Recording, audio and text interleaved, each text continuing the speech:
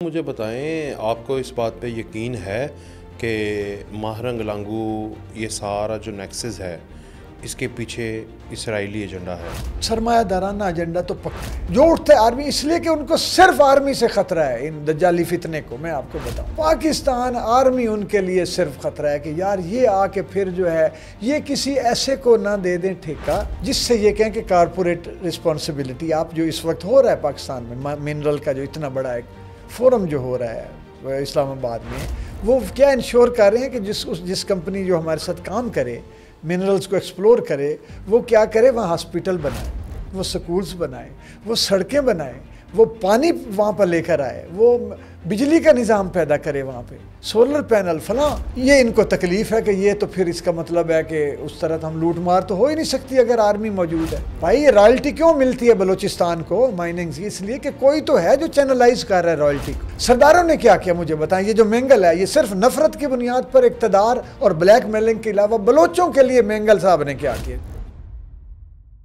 बिस्मिल्लाहिर्रहमानिर्रहीम, अस्सलाम वालेकुम। मैं हूँ वकास वलाना और आप देख रहे हैं 360 डिजिटल। मेरे साथ शाहजी मौजूद हैं। आज शाहजी की हाल चाल है? ठीक हो जी ठीक। शाहजी, ईद सही गुजर गई है? शुक्र करम अल्लाह दा। शाहजी, आग लगी हुई है, ठीक कह रहे हो। एहतजाज हो रहा है। एक तो दो टॉपिक मैंने आपके साथ डिस्कस करने हैं। अब बिल्ली थैले से बाहर आ गई है।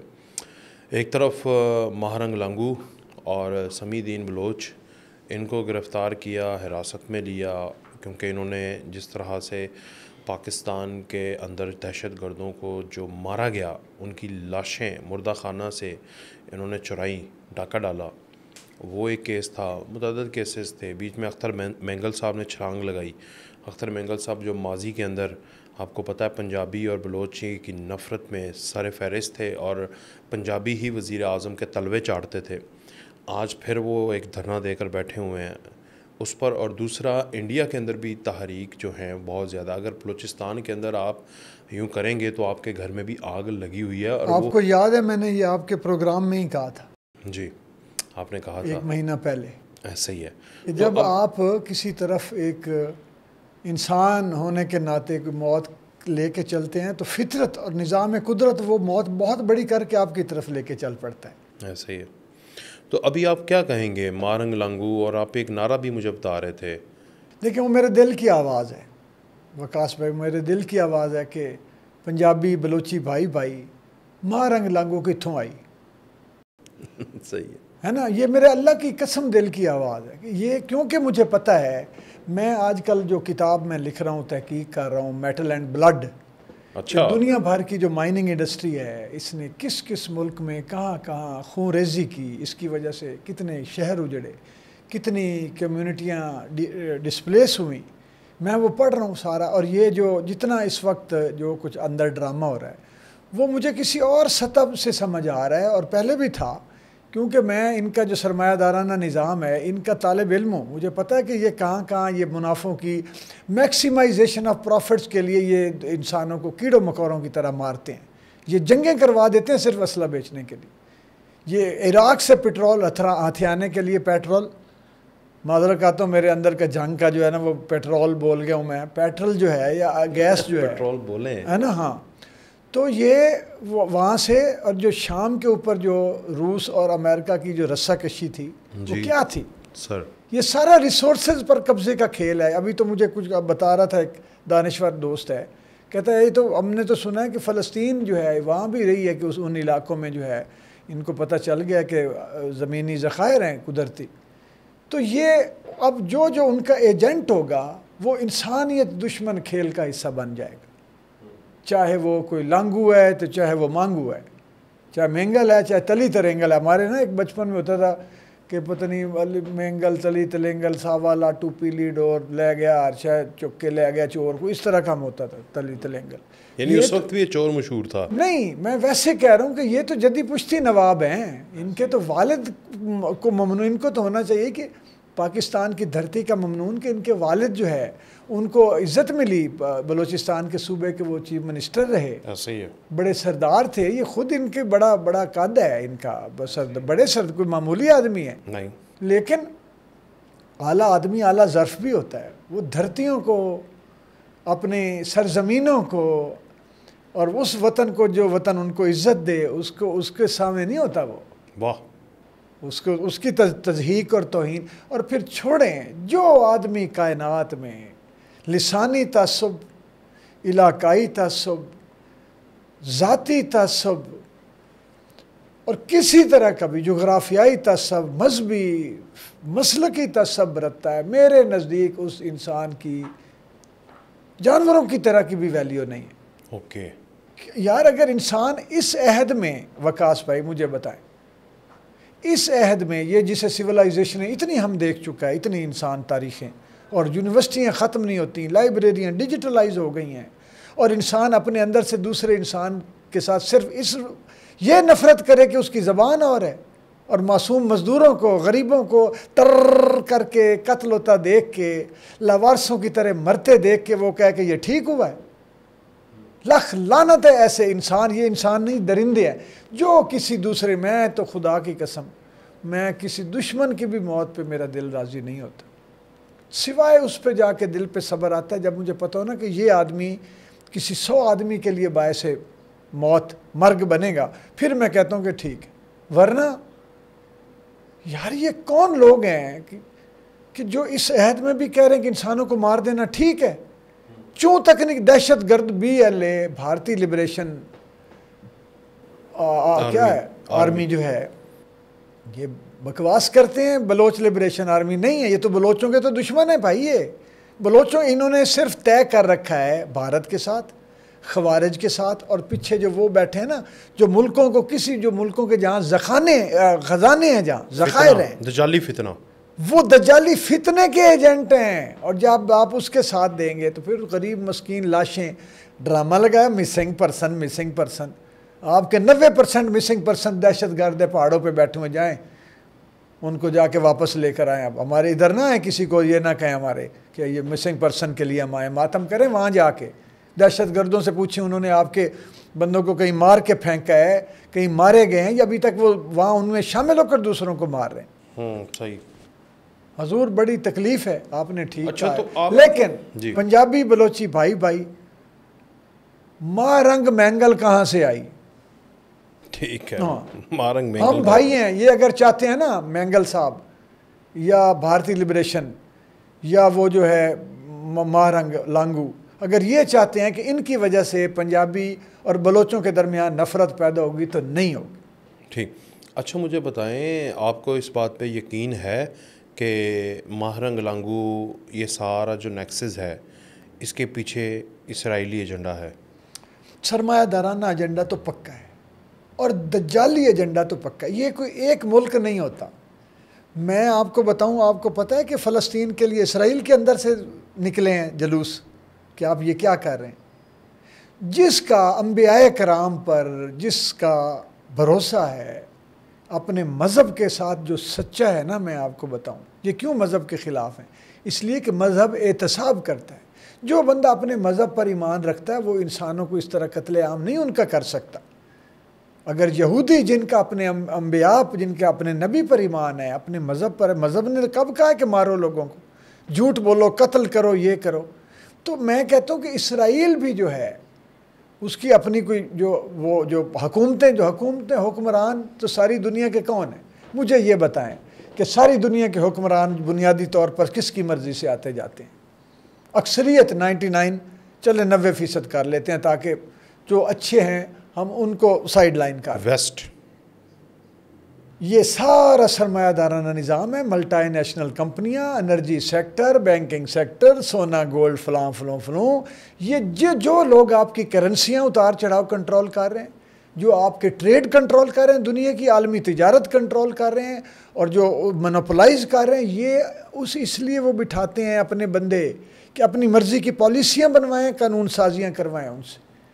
ये सरमायादाराना निज़ाम है हजूर। आप माइनिंग की पढ़ें तो सही, क्यों मेरे बच्चों को, बलोच नौजवानों को धोखा दे रहे हैं? ओए मेरे नौजवान भाइयों, मेरे बच्चों बलोचों, जाओ पढ़ो इनकी तारीख, माइनिंग वालों की, इनके पीछे कौन है। इन्होंने अफ्रीका में, इन्होंने वो जो है कांगू, पता नहीं किस किस जगह भी नाम, वेनेज़ुएला, साउथ अमेरिका, सब लातीनी अमेरिका, कहाँ कहाँ इन्होंने खून रेजियाँ नहीं की, जाके देखो। खुदा की कसम जमहूरिया कांगो कहीं पे, अच्छा फिर आगे मुल्क ख़त्म हो जाता है, वहाँ पे मलेशियाज पैदा हो जाते हैं, ग्रोह पैदा हो जाते हैं, फिर उनकी आपस में लड़ाई झगड़ा होता है, ये निकाल वो जा ये जा वहाँ से ख़जाने, ताकि कोई चेक एंड बैलेंस ही ना हो।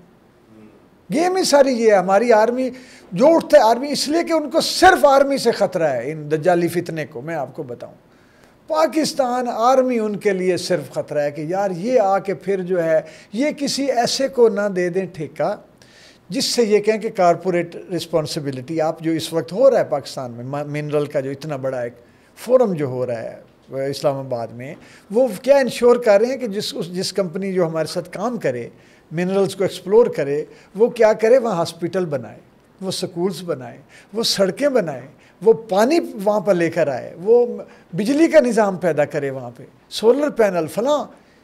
ये इनको तकलीफ़ है कि ये तो फिर इसका मतलब है कि उस तरह तो हम लूट मार तो हो ही नहीं सकती अगर आर्मी मौजूद है। भाई ये रॉयल्टी क्यों मिलती है बलूचिस्तान को माइनिंग से? इसलिए कि कोई तो है जो चैनलाइज कर रहा है रॉयल्टी को कि यार बलूचिस्तान।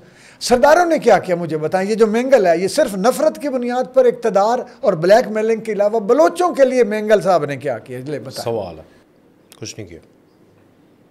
अच्छा, अब ज़रा टॉपिक चेंज करते हैं। मेजर गौरव आर्या, उनकी तारीफ़ में क्या लिखेंगे?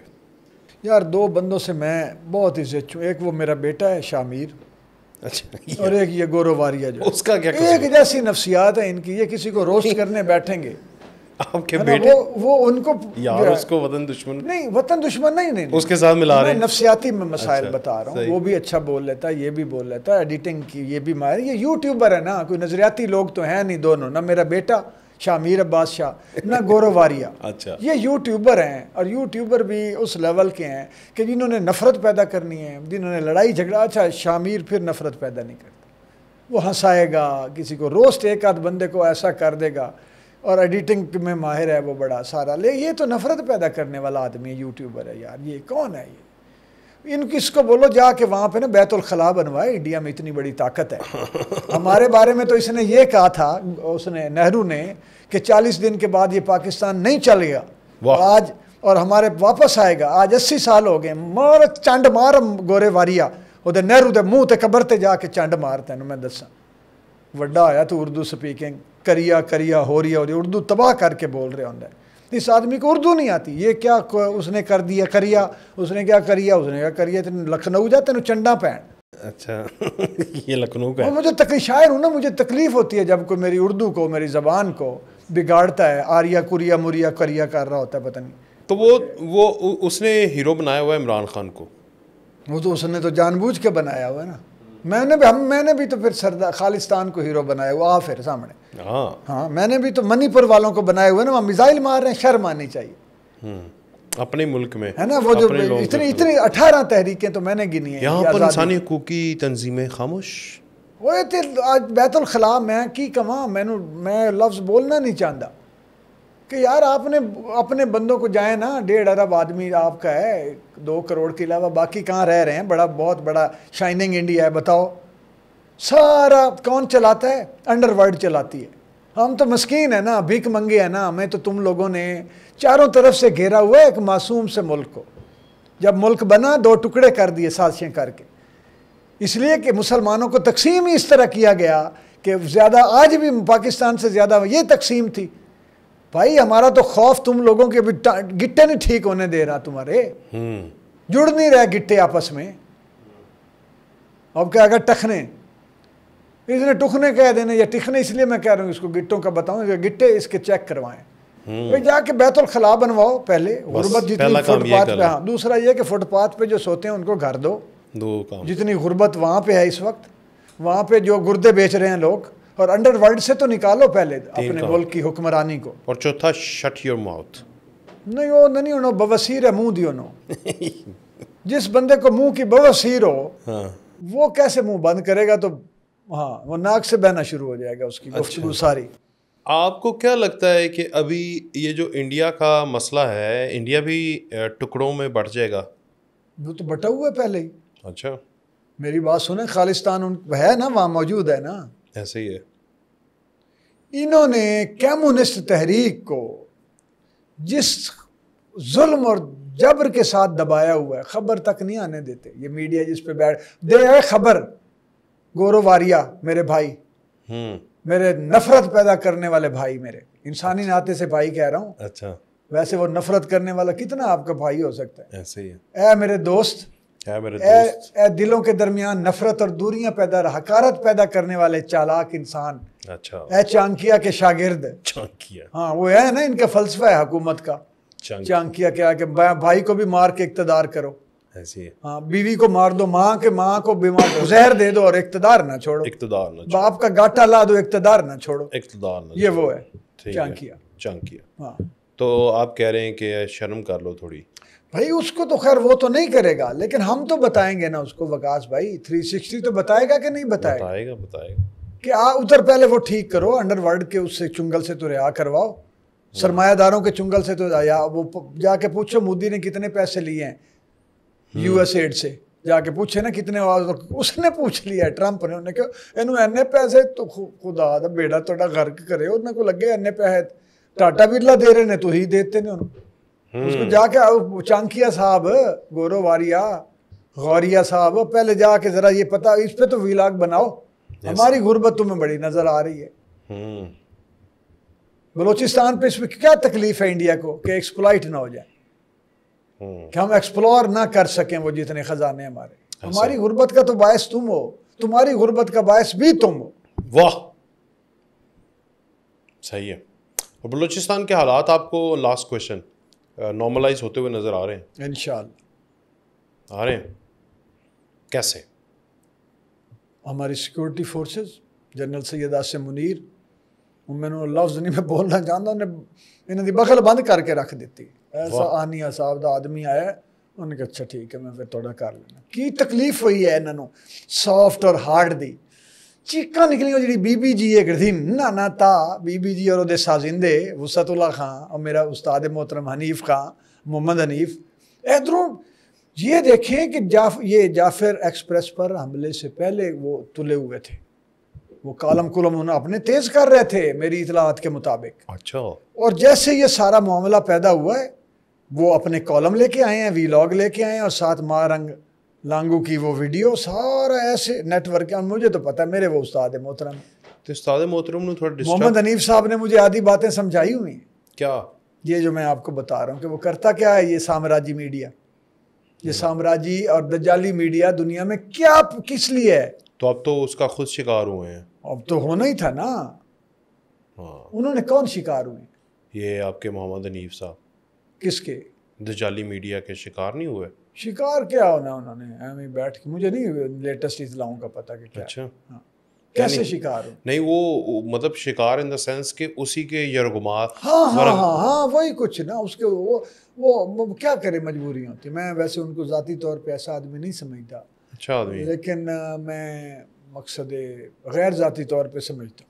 उसकी वजह ये कि वहाँ से रोटी रोजी है सारी सही। चलो वो तो चलाएं, लेकिन थोड़ा सा स्क्रू जो है वो टाइट रखना चाहिए, जो भी पाकिस्तान के खिलाफ, फोर्सेस के खिलाफ और स्टेट के इन्होंने भी क्या किया। ये मेरी बात सुने, अगर ये वसतुल्ला खां, मोहम्मद वसतुल्ला खां तो वैसे ही वो सिवाय चर्ब ज़बानी के जालसाजी उसके है ही कोई, वो तो मेरे नज़र से ना वो कोई कुछ भी नहीं, फारिग है, 2 नंबर आदमी आपकी नज़र में। हाँ, कोई मैं नहीं जानता उन्हें पर्सनली, वो एक है बना हुआ है मोहम्मद हनीफ, मैं नहीं जानता, मैंने इनसे इज्जत करता हूँ इनकी। मैं आपको ये बताऊँ जी सर, ये आप दें ना उन माइनिंग जो कंपनी है वहाँ पे, उनके खिलाफ खबर दें तो हम कहेंगे सहाफ़ी है।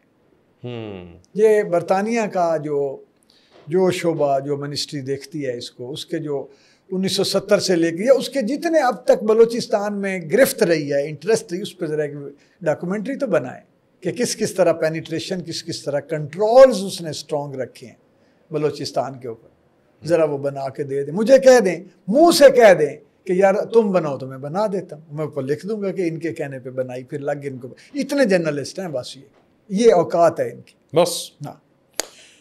चलें शाह जी, बहुत शुक्रिया आपका। शाह जी, उम्मीद करते हैं कि बलूचिस्तान के मसले हल हों, और हम उम्मीद भी करते हैं कि जो इंडिया के अंदर तहरीक हैं, जो आज़ादी पसंद तहरीक हैं, जो कि पूरी दुनिया को पता है, लेकिन इंडिया कबूतर की तरह आँख बंद करके बैठा हुआ है, उसको भी शर्म आनी चाहिए, उन लोगों को हुकूक देने चाहिए, उनके ऊपर मज़ाइल नहीं मारने चाहिए। हमने अपने मुल्क में किसी भी तहरीक के ऊपर मज़ाइल नहीं मारा। हमने जाफर ट्रेन एक्सप्रेस के जो दहशतगर्द थे उनके ऊपर भी गोली मिसाइल नहीं चलाया। हमने उनको टेक्निकली पकड़ा है और विद इन 24 आवर्स से पहले उन्हें पकड़ा है और इंडिया भी परेशान हुआ, दुनिया भी परेशान हुई है, तारीफ भी की गई है। हमने दहशतगर्द को पकड़ के अमेरिका के हवाले भी किया है, लेकिन अभी तक अपने मुल्क के अंदर हमने मिसाइल नहीं चलाया। आपने नोट किया इस चीज़ को? नहीं जी नहीं, कोई नहीं। गोली भी हमने मिसाइल रखे हैं तुम्हारे लिए। बताऊं, ये भी बहुत इतनी बड़ी साजिशें हुई हैं तो रियासत को थोड़ा करना पड़ता है बाज़-औक़ात, और बाज़-औक़ात उस पर भी हमने पसंद नहीं किया। मैं आपको बताऊं, हाँ जी, कुछ जो वाक़यात हुए हैं ना खुद रियासत ने उनको पसंद किया है ना आवाम ने किया। सही कह रहे हैं। हमने लेकिन वो किया। बेसिकली वक्त की नज़ाकत थी, क्योंकि वो लोग शिकंजे में आए हुए हैं इन्हीं दजाली ताकतों के और भारत के रॉ के, तो उनसे निजात भी बहुत ज़रूरी है, क्योंकि कौम चाहती है कि हमारी सोवेनिटी जो है उसके ऊपर 1 इंच की भी आंच नहीं आनी चाहिए। बहुत शुक्रिया शाह जी, आप आज के पॉडकास्ट में मेरी रिक्वेस्ट के ऊपर आए और आके आपने ज़रा थोड़ा सा वो चकना क्या बोला, चंकना क्या, चांकिया को ज़रा आपने थोड़ी होश दिलाई है। बहुत शुक्रिया। कहूँगा कि वो प्रिंस भी पढ़े, उसकी जो है क्या है वो, एक और भी कोई है किताब इस तरह। अच्छा, मैकावली की द प्रिंस, मैंने पढ़ी अपने स्टूडेंट दौर में। एक ही चीज़ है वो दोनों। तो आप चाह रहे हैं कि वो लोग पढ़ें? वो नहीं, वही कुछ है, वो उसका नजरिया ही है। मुझे तो 1 सेकंड में उसके गुफ्तगू से पता चल गया था कि ये वो है, सैडिस्ट है। मैंने वो बुक पढ़ी है, बहुत अच्छी बुक है, और आप भी वो जाके बुक पढ़िए और उससे इबरत हासिल करिए, और आपको भी पता चल जाएगा कि किस तरह मोनोपोलीज जो हैं दुनिया के अंदर कायम की जाती है, उस वक्त तकारीर के साथ और आजकल सोशल मीडिया के ज़रिए। बहुत शुक्रिया शाह जी, एक दफ़ा फिर से इजाज़त दीजिए जी, अल्लाह हाफ़िज़।